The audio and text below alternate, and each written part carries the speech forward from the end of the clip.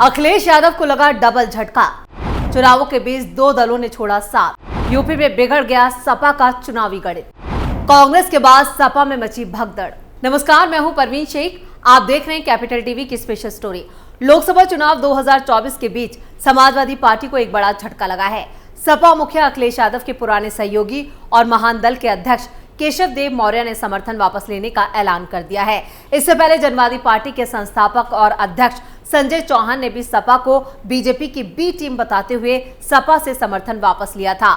वहीं अब केशव देव मौर्य ने प्रेस रिलीज जारी करते हुए कहा, अखिलेश यादव का साथ जब जयंत चौधरी, स्वामी प्रसाद मौर्य और पल्लवी पटेल ने छोड़ दिया था, तब मैं समाजवादी पार्टी के साथ चट्टान की तरह खड़ा हुआ था और समर्थन दिया था। इसके साथ ही केशव देव मौर्य ने लिखा, इस लोकसभा चुनाव 2024 में इंडी गठबंधन ने महान दल को अपने गठबंधन में नहीं लिया था, लेकिन समाजवादी पार्टी के राष्ट्रीय अध्यक्ष अखिलेश यादव ने महान दल से समर्थन मांगा था। महान दल का किसी भी पार्टी से गठबंधन नहीं था और बड़ा चुनाव होने की वजह से महान दल के पास कोई प्रत्याशी भी नहीं था, इसलिए महान दल ने समाजवादी पार्टी को समर्थन दिया था।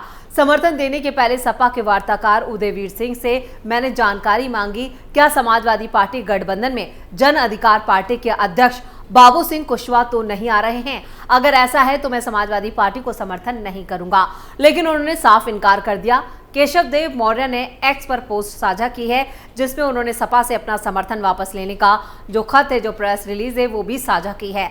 खत की तस्वीर को साझा करते हुए उन्होंने लिखा है, आज महान दल ने दुखी मन से समाजवादी पार्टी से अपना समर्थन वापस ले लिया। केशव देव मौर्य ने आगे लिखा है कि विषम परिस्थिति में जब समाजवादी पार्टी को जयंत चौधरी जैसे नेताओं ने छोड़ दिया था, स्वामी प्रसाद मौर्य और पल्लवी पटेल भी जब सपा के साथ नहीं थे, तब मैं समाजवादी पार्टी के साथ एक चट्टान की तरह खड़ा रहा और समर्थन दिया। लेकिन दूसरे चरण का चुनाव समाप्त होने के बाद समाजवादी पार्टी ने बाबू सिंह कुशवाहा की पार्टी जन अधिकार पार्टी का विलय कराकर बाबू सिंह कुशवाहा को जौनपुर लोकसभा से अपना प्रत्याशी बना दिया। यहां तक तो ठीक था, लेकिन समाजवादी पार्टी ने मेरे साथ दोबारा 2022 वाला वही पुराना खेल शुरू किया जो स्वामी प्रसाद मौर्य को लेकर खेला था।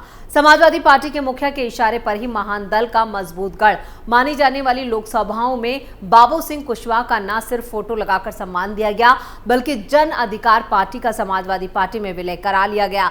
उस पार्टी का झंडा लगाकर प्रचार भी किया गया, जिसका सीधा मतलब यह है कि वोट महान दल से लो, लेकिन श्रेय जन अधिकार पार्टी और बाबू सिंह कुशवाहा को दे दो, जिससे महान दल को महत्व और सम्मान ना मिल सके। मैंने इस बात का विरोध किया, समझाने की कोशिश की, लेकिन समाजवादी पार्टी के मुखिया पूर्व के चुनावों की भांति पुनः ओवर कॉन्फिडेंस हो गए। उन्हें लगता है कि वो अधिकतर लोकसभा सीट लाखों वोटों से जीत रहे हैं, इसलिए उन्हें अब महान दल की कोई जरूरत नहीं है। अखिलेश यादव की आंख खोलने और समझाने के लिए शाहजहांपुर की ददरोल विधानसभा के उपचुनाव में जहां समाजवादी पार्टी का प्रत्याशी महान दल के मजबूत जनाधार के कारण जीत रहा था, मैंने अंतिम समय में उससे समर्थन वापस लेकर बीजेपी प्रत्याशी को समर्थन देकर एक तरफा जिता दिया। लेकिन मेरे तमाम प्रयासों का कोई फायदा नहीं निकला।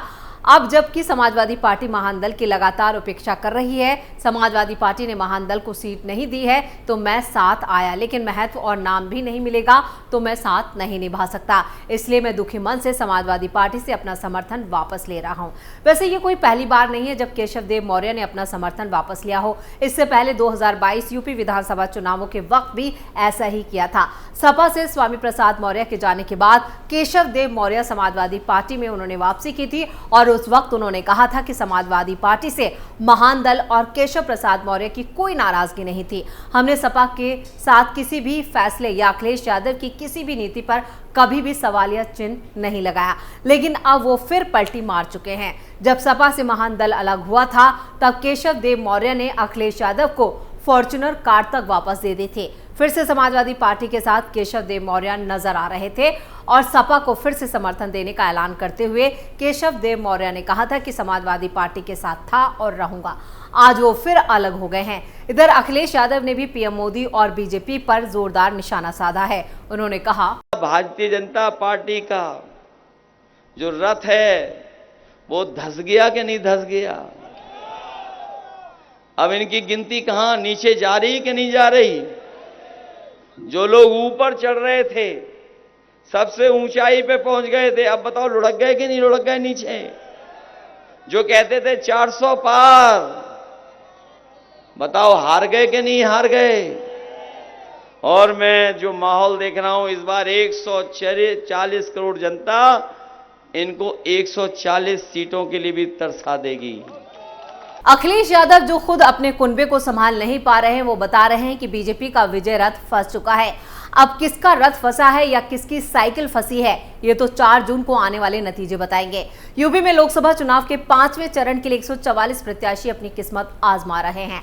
इसके लिए 20 मई को 14 लोकसभा सीटों पर मतदान होगा। इनमें से कई लोकसभा सीटें ऐसी हैं जहां कांटे की टक्कर हो सकती है। लोकसभा चुनाव के 5वें चरण में यूपी के 14 सीटों पर मतदान होगा। इन 14 सीटों में से 13 सीट बीजेपी के पास है, जबकि कांग्रेस के पास रायबरेली की सीट है। आपको बता दें कि इस बार रायबरेली सीट पर सोनिया गांधी की जगह राहुल गांधी मैदान में है। वहीं बीजेपी की तरफ से दिनेश सिंह चुनावी मैदान में है। दिनेश सिंह योगी सरकार में राज्य मंत्री हैं और कांग्रेस अपनी परंपरागत सीट पर जीत बरकरार रखने के लिए एड़ी चोटी का जोर लगा रही है। कांग्रेस के तमाम बड़े दिग्गज नेता लगातार रायबरेली में चुनावी कैंपेन कर रहे हैं। 5वें चरण की इन 14 सीटों में से करीब आधा दर्जन लोकसभा सीटों पर बीजेपी ने 2019 में काफी कम अंतर से जीत हासिल की थी। वहीं 2019 के चुनाव में बीजेपी मोहनलालगंज, अमेठी, बांदा, केसरगंज, कौशाम्बी और फैजाबाद सीटों पर 1 लाख से कम वोटों से जीत जहां पर हासिल की थी। इनमें से एक बार फिर बीजेपी इन सीटों पर जीत के लिए पूरी ताकत झोंक रही है। वहीं केसरगंज लोकसभा सीट पर बीजेपी ने पूर्व सांसद बृजभूषण शरण सिंह के बेटे करण सिंह को अपना उम्मीदवार बनाया है। वहीं चुनाव प्रचार में बिजी अखिलेश यादव ने मीडिया से बात करते हुए कहा, रोटी, कपड़ा और मकान, लेकिन इसके साथ साथ संविधान बचाना भी जरूरी है। ये संविधान बचाने की लड़ाई है। जिस तरीके से कभी समुद्र मंथन हुआ था, उसी तरीके से संविधान मंथन होने जा रहा है। एक तरफ वो लोग हैं जो संविधान को बदलना चाहते हैं, दूसरी तरफ इंडिया गठबंधन समाजवादी पार्टी के लोग हैं जो संविधान की रक्षा और बचाना चाहते हैं। वैसे अखिलेश यादव इंडिया अलायंस में अकेले नेता नहीं है जिन्हें लगता है कि संविधान खतरे में है। कांग्रेस के शहजादे यानी राहुल गांधी से लेकर विपक्ष के तमाम नेता ये मानते हैं कि अगर 2024 में बीजेपी सत्ता में आई तो वो संविधान खत्म कर देगी। 5वें चरण के चुनाव से पहले समाजवादी पार्टी के मुखिया अखिलेश यादव ने 15 मई को लखनऊ में इंडी गठबंधन की ज्वाइंट प्रेस कॉन्फ्रेंस में बीजेपी पर जोरदार हमला भी बोला। अखिलेश यादव ने कहा कि ये देश को बचाने की लड़ाई है। अब नकारात्मक राजनीति का समय खत्म हो रहा है। इसके साथ ही उन्होंने दावा किया है कि 4 जून को बीजेपी की सरकार जा रही है और इंडी गठबंधन की सरकार बनेगी। अखिलेश यादव ने बीजेपी के कार्यकाल पर बड़ा सवाल उठाते हुए कहा कि 10 साल दिल्ली और 7 साल यूपी की सरकार में उनकी बातें और वादे झूठे निकले। हाल ही में मतदान के दौरान उनके बूथ कमेटी लूट कमेटी की तरह नजर आई। इसके आगे उन्होंने कहा कि 4थे चरण का चुनाव खत्म हो गया है। बीजेपी का झूठ जितना पहाड़ चढ़ना था, अब उतना उतरना भी शुरू हो गया है। बीजेपी का रथ फंसा नहीं बल्कि धंस चुका है, इसलिए उनकी भाषा बदल गई है। नकारात्मक राजनीति का समय खत्म हो गया। उन्होंने कहा कि जनता बदलाव चाहती है और आगामी 4 जून को नई सरकार इंडिया अलायंस की बनने जा रही है। लेकिन उन्होंने ये नहीं बताया कि इंडिया अलायंस में पीएम का चेहरा कौन होगा। जब मीडिया उनसे सवाल कर रही थी तो वो कई सवालों को टालते हुए भी नजर आए, यानी वो खुद ही यहाँ पर अपनी जीत को लेकर कॉन्फिडेंस नहीं था उन्हें। और इधर बीजेपी जो है और सीएम योगी आदित्यनाथ लगातार सपा पर हमलावर हैं, इंडिया अलायंस पर हमलावर हैं और यहां पर बीजेपी की तरफ से पहले ही ऐलान कर दिया गया है कि तीसरी बार एक बार फिर मोदी सरकार और यहां पर फिर सत्ता में वापसी कर रही है बीजेपी और इसके लिए बीजेपी ने पूरी ताकत जो है वो लगा रखी है। अब देखना यह है कि जब 4 जून को चुनावी नतीजे आते हैं तो ऊंट किस करवट बैठता है। स्पेशल स्टोरी में इतना ही। वीडियो कैसा लगा नीचे कमेंट करके अपनी राय जरूर दें। वीडियो को लाइक करें, शेयर करें और कैपिटल टीवी को सब्सक्राइब जरूर करें। नमस्कार।